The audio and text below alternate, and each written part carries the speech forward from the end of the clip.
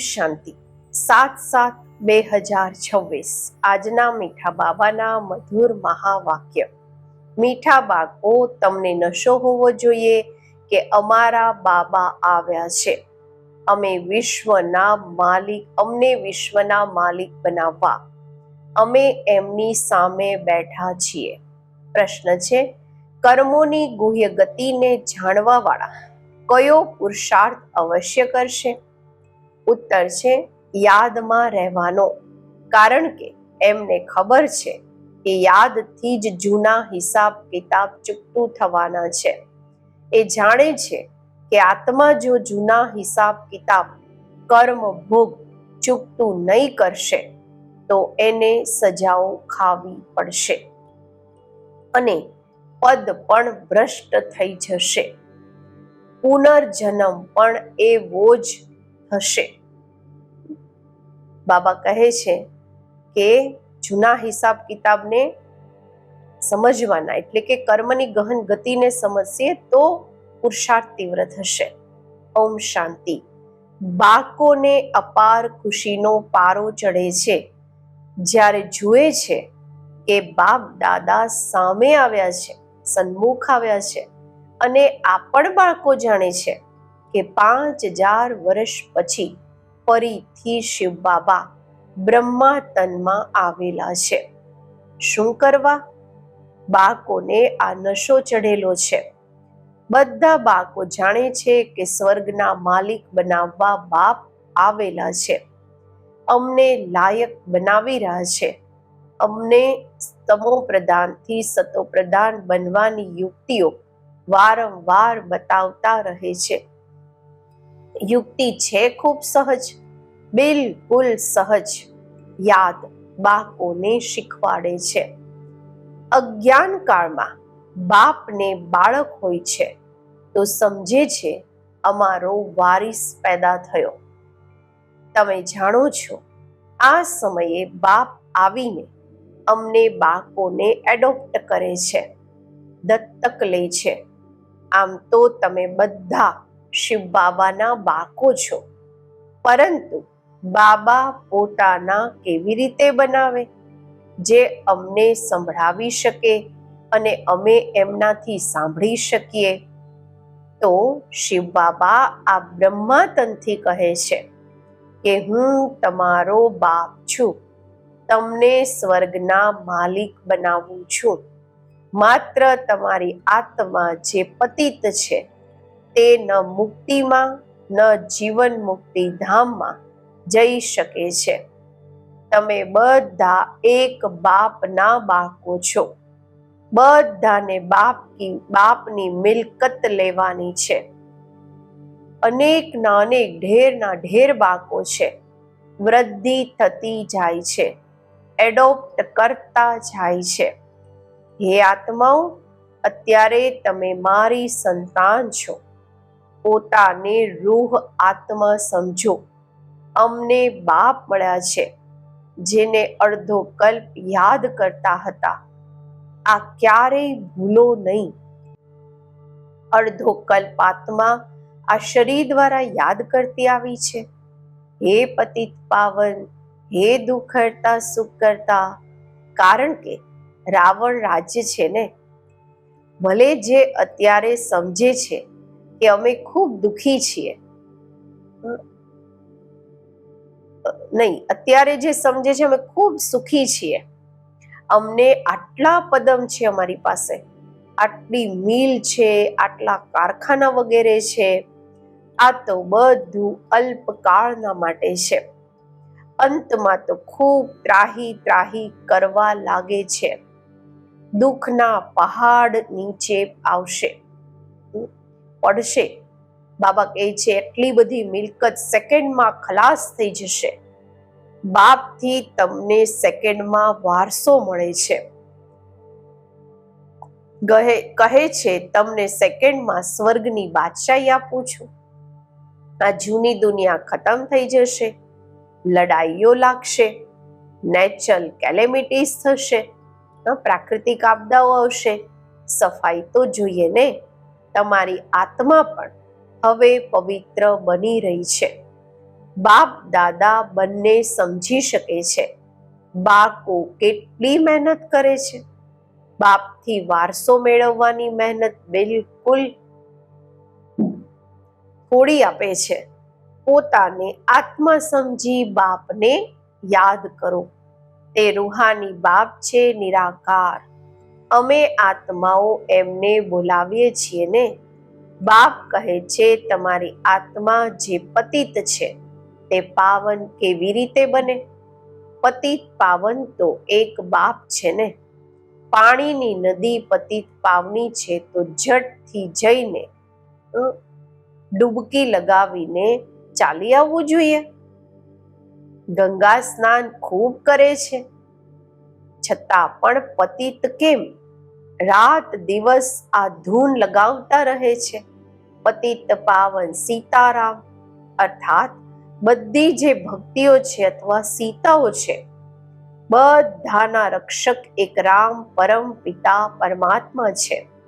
પતિત પાવન પતિઓના પતિ એ જ છે. તે જ્યારે આવે ત્યારે આવીને પાવન બનાવે. તો અત્યારે બાપ કહે છે મારી શ્રીમત પર તમારે ચાલવાનું છે. બીજા કોઈની મત પર નહીં ચાલો.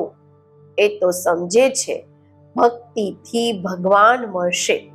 જ્યારે કે ભક્તિથી ભગવાન મળે છે તો એવું કેમ કહે છે કે ભક્તોની રક્ષા કરવા આવશે?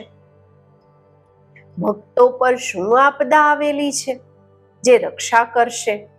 રક્ષા તો ત્યારે કરવામાં આવે છે જ્યારે કંઈક મુસીબત આપદા હોય છે. તો બાપ કહે છે તમે કેટલા દુર્ગતિને પામ્યા છો. આ છે રવ રવ નર્ક. બધા દુખી રોગી છે. ઘર ઘરમાં જુઓ શું લાગેલું છે. દુઃખ જ દુઃખ. એટલે બોલાવે છે બાબા અમારા દુઃખ હરો, સુખ આપો. ભારતમાં જ સદા સુખ હતું, અત્યારે દુઃખ છે. ભારતની વાત છે. બીજો ખંડ તો છે જ અલગ. એ તો આવે જ પછીથી છે. કોઈ 60 જન્મ, કોઈ એનાથી પણ ઓછા જન્મ લે છે. 84 જન્મ દેવતા ધર્મ વાળા લે છે. તો આ હિસાબથી અડધા કલ્પના બાદ જે આવશે એને 84 થી અડધા જન્મ લેવા પડશે. એવું નહીં કે બધા 84 નું ચક્ર ખાય છે. મનુષ્યોને તો જે આવે છે તે બોલી દે છે. અત્યારે તમે બાળકો બાપ દ્વારા અવિનાશી રત્નોની જોડી ભરી રહ્યા છો. રત્ન તો ખૂબ વેલ્યુબલ છે. બાપ સમજાવે પણ ખૂબ સહજ છે. બાપ કહે છે તમે બોલાવતા આવ્યા છો, હે પતિત પાવન, આવીને અમને પાવન બનાવો. તો બાપ આવ્યા છે. અત્યારે તમે સમજો છો અમે પતિત બનીશું, અમે પાવન બનીશું તો સ્વર્ગના માલિક બનીશું. શિવ બાબા અમને પથ્થર બુદ્ધિથી પારસ બુદ્ધિ, પથ્થરનાથથી પારસનાથ બનાવવા આવ્યા છે. ભક્તિ માર્ગના ચિત્ર બધા પથ્થરોના બનેલા છે. પથ્થરોથી માથા મારે છે. બાપ કહે છે તમે ભલે કેટલી પણ મહેનત કરો, ફાયદો કઈ નથી થવાનો. આગળ તો તમે બલી ચડતા હતા, છતાં પણ શું ફાયદો થયો? કરીને દેવીનો દર્શન થશે. પછી જેવા હતા એવા નેવા. પતિત પાવન બાપ આવે છે એકવાર સંગમ પર. સતયુગમાં તો ભક્તિ માર્ગની વાતો હોતી જ નથી. બાપ તો કહેતા નથી કે ગળું કાપો, આ કરો. ભક્તિ માર્ગમાં અનેક પ્રકારથી શું શું કરે છે. આગળ દેવીઓ પર મનુષ્યોની બલિ ચડાવતા હતા. બાપ કહે છે તમે સુધરેલા હતા તો દેવતા હતા. અત્યારે કેટલા પથ્થર બુદ્ધિ બની ગયા છો. તમને સ્વર્ગની બાદશાહી આપી હતી, કેટલા સોના હીરા ઝવેરાતના મહેલ હતા, અથા ધન હતું, તે શું કર્યું? અત્યારે તમે કેટલા દુઃખી થઈ ગયા છો. તમે અસલ તો દેવી દેવતા ધર્મના હતા ને. અત્યારે માત્ર તમે રજો તમોમાં આવ્યા છો. તમે તો દેવતા ધર્મના હતા, પછી પોતાને હિન્દુ કેમ કહેવડાવો છો? બીજા બધા ધર્મવાળા પોતપોતાના ધર્મને જ માને છે. ધર્મ તો એક જ હોય છે ને. મુસલમાનોનો મુસ્લિમ ધર્મ, ક્રિશ્ચનનો ક્રિશ્ચન ધર્મ ચાલ્યો આવે છે. તમને શું થયું? તમે ખૂબ સુખી, પવિત્ર, સંપૂર્ણ નિર્વિકારી હતા. અત્યારે કેટલા વિકારી બની ગયા છો, કોઈને ખબર જ નથી. બરોબર અમે સંપૂર્ણ નિર્વિકારી હતા, પછી સંપૂર્ણ વિકારી કેવી રીતે બન્યા? 84 જન્મ લેતા સતોથી તમો બન્યા. હવે બિલકુલ જ તમો પ્રધાન પતિત છે. સતયુગથી કળિયુગ જરૂર આવવાનું છે. બધા ધર્મોને સતો રજો તમોમાં આવવાનું જ છે. વૃદ્ધિને પામવાનું છે. તમે પણ ઝાડમાં છો ને. ઝાડમાં જુઓ, અંતમાં બ્રહ્મા ઊભા છે. વૃક્ષની અંદર ઝાડની ઉપર એકદમ ટોચ પર બ્રહ્મા 84 જન્મ લઈને અંતમાં ઊભા છે. તમે પણ જે નીચે બ્રાહ્મણ બેઠા છો, એ જ પછી અંતમાં પતિત શુદ્ર બનો છો. પછી નીચે રાજયોગ શીખી રહ્યા છો.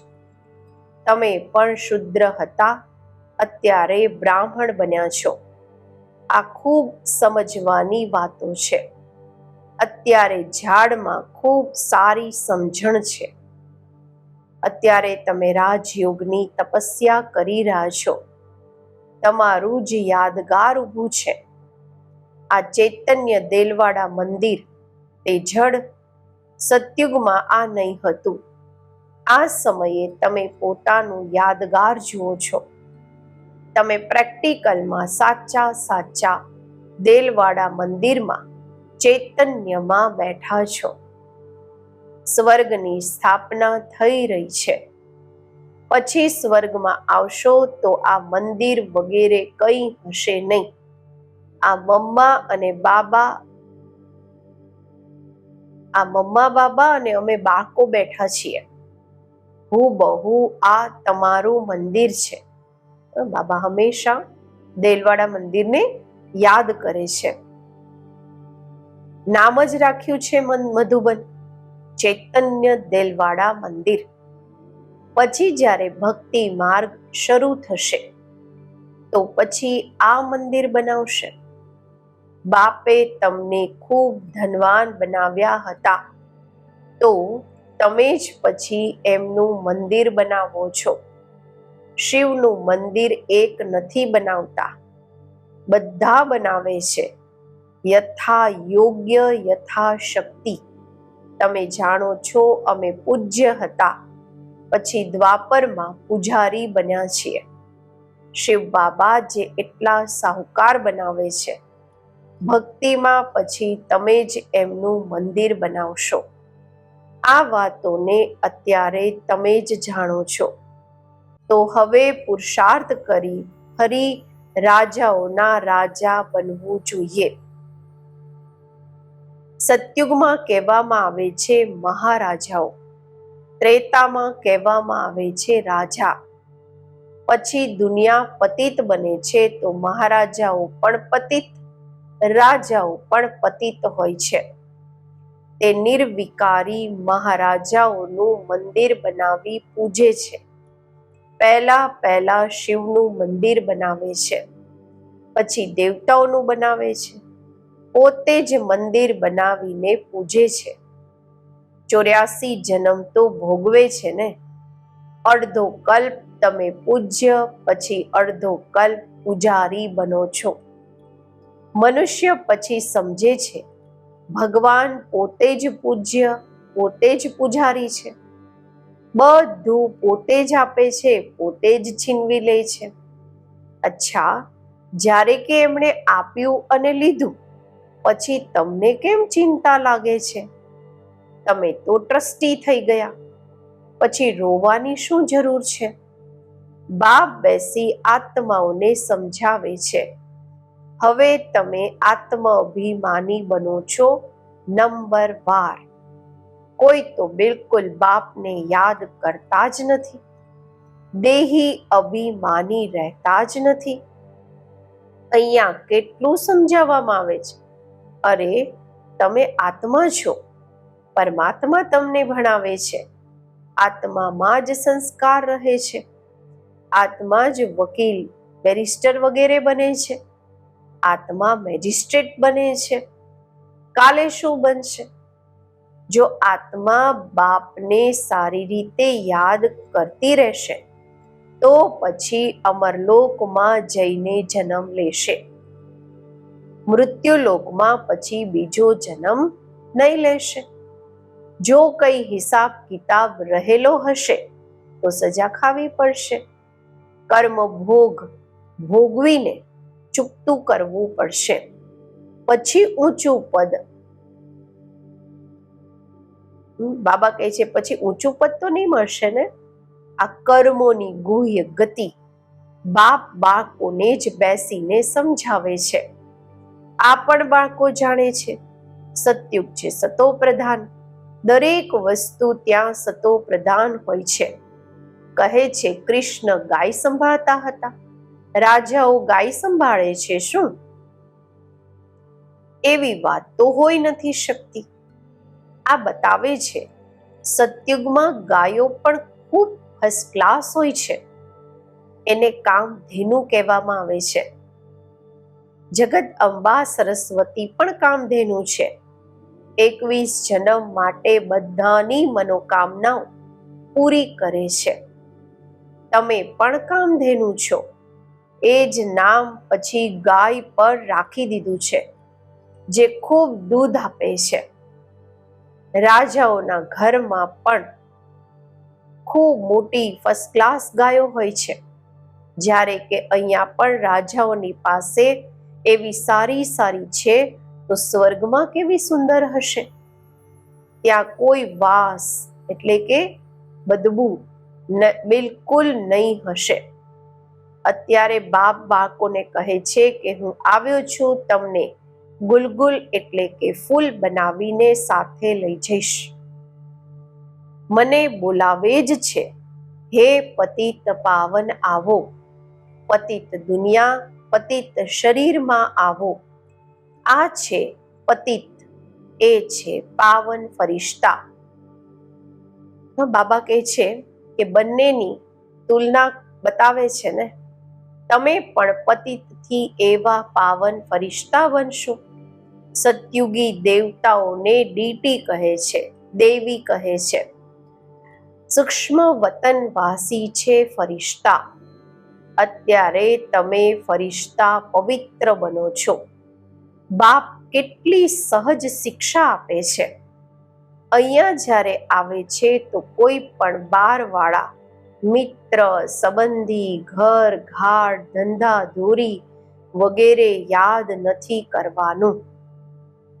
બાપની સામે આવ્યા છો ને, અહીંયા આવ્યા જ છો યોગની કમાઈ કરવા, તો એમાં લાગી જવું જોઈએ.